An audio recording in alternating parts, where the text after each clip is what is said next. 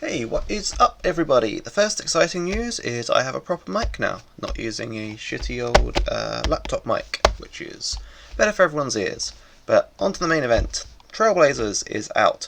Now if you've missed this, I'm not going to describe exactly what the entire league is, but it's a new Twisted League style Iron Man regional locked event, which is going on for 2 months-ish. And it's being released today, and the info dump has also just begun. So what I'm going to do is I'm just going to do a quick review of what I think are going to be the good relics. This is mostly just for fun because there are clever people doing the maths and looking at all of these in immense detail to just try and think up what is the best one, but the fun part is no one really knows yet. So the goal is going to be to get as many TrailBlazer League points as possible, which the tasks have also just been released, so I may do a quick review of these as well. So I'm going to give my opinion on which regions I'm going to use, but it's going to depend on the relics, and I'll say why in a minute. So, I thought I'd show this off as well first. This is, if you haven't seen this is posted on Reddit a lot.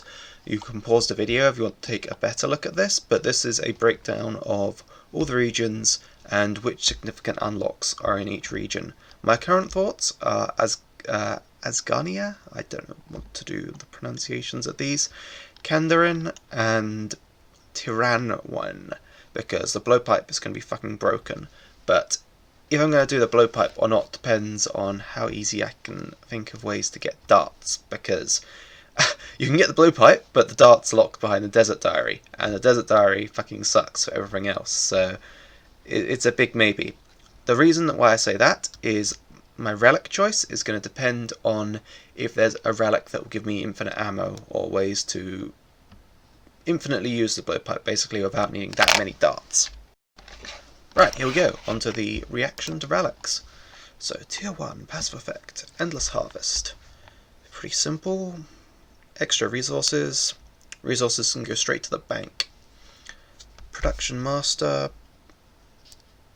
All items will be processed at once. That's interesting. I don't know if that's better than Endless Harvest. Talk about, and then finally the Skilling Prodigy. Now I think Skilling Prodigy is going to be the most overrated one ever. Non-combat skills are permanently boosted by 12. Obviously this relic is just completely useless after 87.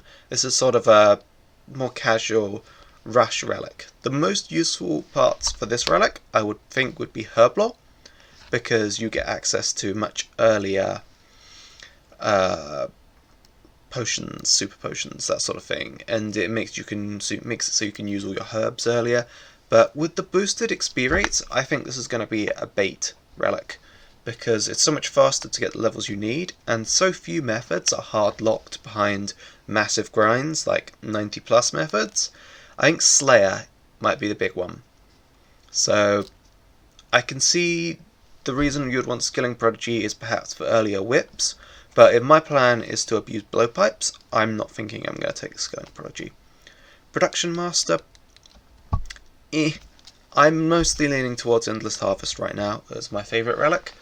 So making stuff faster is a good time save, but this is more a sort of game-breaking relic, never having to bank. This is nice, but it's sort of a time skip rather than game-breaking level relic. Tier 2, Teleportation. Passive Effect, bonus XP, nice. Fairy Mushroom, players must be unlocked in a bank. Players are given a Fairy Mushroom. Ooh, Fairy Rings are good. Players, Eternal Jewelers. I'm not liking this one as much. Fairy's Flight seems good. Ooh, must be given a Crystal of Memories. This is like the Dungeoneering Keystone thing. Players are given to teleport back to the location where their most recent teleport. Ooh, I'll need to think about this. This one's exciting. This one is what I'm going to call the game-breaking relic out of the three. Like above, being able to bank at any time, that's a unique thing. These are all time saves. And convenience ones, which may be useful. It's it's much harder to gauge the power level of things like this. Crystal of Memories. I mean, think of how many ways you could abuse that. I mean, I think this is a way maybe to get around not having Endless Harvest though. So maybe you don't need Endless Harvest and Last Recall. Interesting. Combat. Drop rate modifier. I like that. You get bonus rare drops. Cool. Quick shot. Attack speed of all ranged weapons. Yeah, this is what I've heard about. This is ridiculous.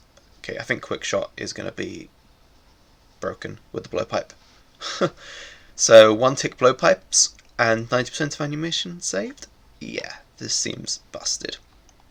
So attack speed, yep, this is also really good, obviously.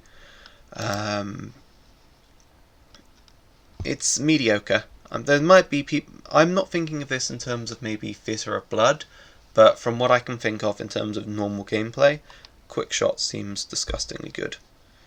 This is no, don't. I'm not going to use mage. No one's going to take that. That's shit.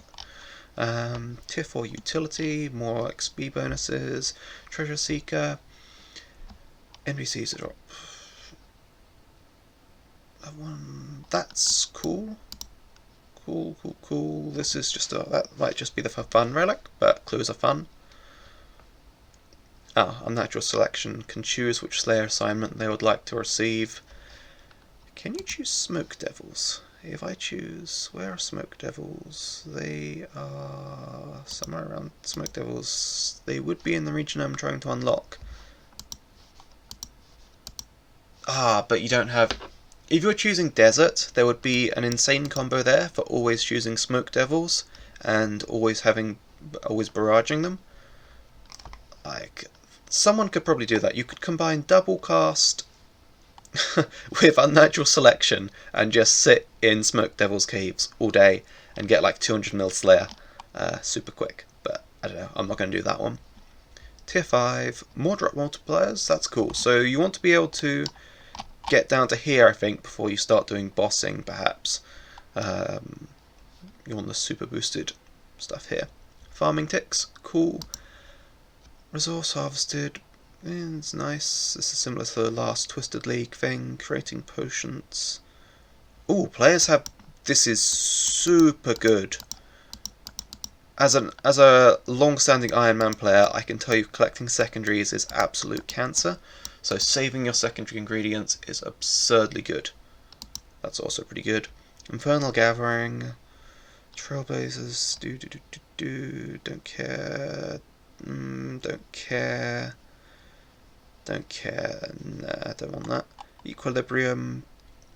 Each time. I have to do the maths more on this one, but this one could be super busted. Each time the player gains experience, they gain additional experience equals 10% of the player's total level. Now I'll tell you what this is so good with. This is so good with tiny XP drops that normally you don't consider to be giving XP. Like mining dense essence blocks, or I can't think of many more on top of my head, but I know they're everywhere. I don't know, like cutting trees in Manage Thy Kingdom. So that's potentially the game-breaking relic at the free, but I'm leaning towards this one. Tier 6, massive XP boost again. Draining Strikes. All attacks have 10% increased accuracy and 10% increased damage. That's just going to make a blowpipe absurd. Probably even I can do the Inferno with this. Any successful hit. Yeah, nice. Nice. Okay, exploding attacks. All attacks have 10%. Oh, these all give 10%. Okay, sure. So it's the extra parts here you want to look at. Any successful hit to the primary target. Exploding attacks. Trying to think. I don't think that's that good. I can't think of many bosses, for example, where you need to be. Maybe that's a Theatre of Blood focused one, because I think of all the spiders, but nah, I don't like that one.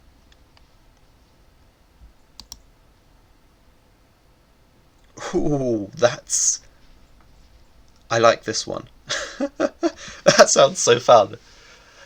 So, I think Draining Strikes will be the efficient one, but if I ever get to the tier 6 relics, I might just go Weapon Specialists instead. Maybe I'll have to depending if I get a good spec weapon or not. I think this is dependent on if you have a Bandos God Sword.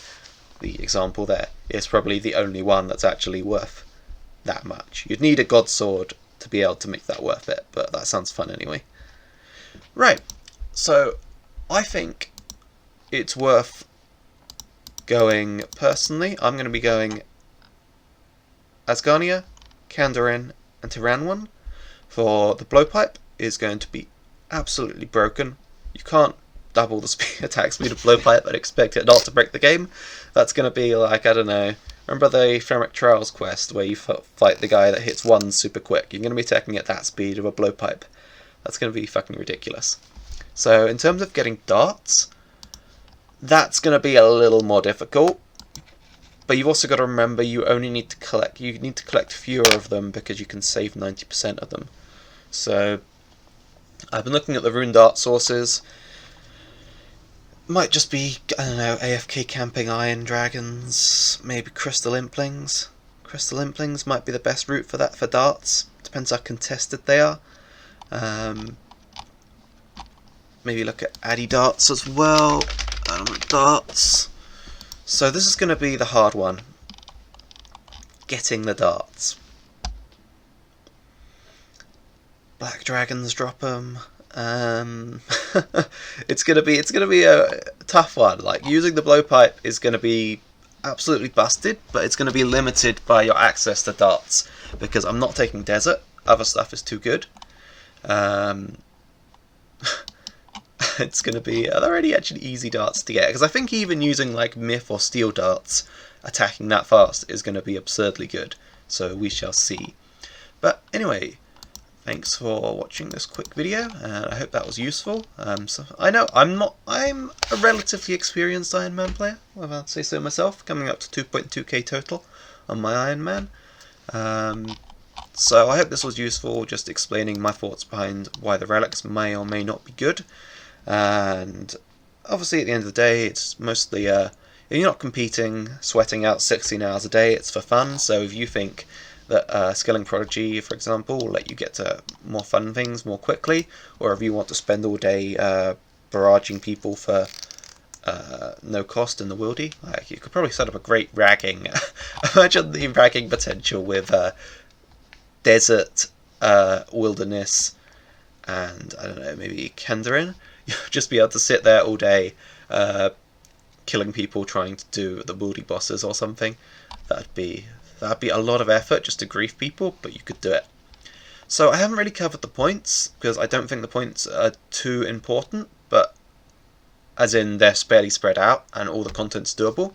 The one thing I want to highlight is don't take Mauritania unless you can do Theatre of Blood. I personally have done like one Theatre of Blood ever, and it's hard content if you're not experienced at it. If you've ever tried to go for the free-for-all worlds, it is turbo aids to try and actually get a kill count, because the content is actually super hard.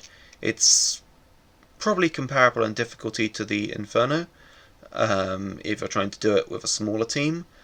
And I guess the full 5-man it's still really difficult. It's going to be easier with the relic boosts, but don't let that think if your best bossing experience is, I don't know, the mole. Don't try going to go kill Theatre of Blood. Also, if you're not in it, I'm not sure if teams are enabled for this, but you're probably not going to even get into a team unless you're already an established Theatre of Blood raider. People are so elitist about that. Just save yourself the headache. You're either going to get rejected from every Theatre of Blood team, or you're going to have to try and raid with other randoms who have never done it before, and you're going to get wiped every time. That's my only advice for anyone thinking of Mauritania. The Barrow's bait is not worth it. Right, thanks for watching. Oh, quick extra ad. Kandarin and Asgarnia gives piety, which I forgot to mention, but is also super important.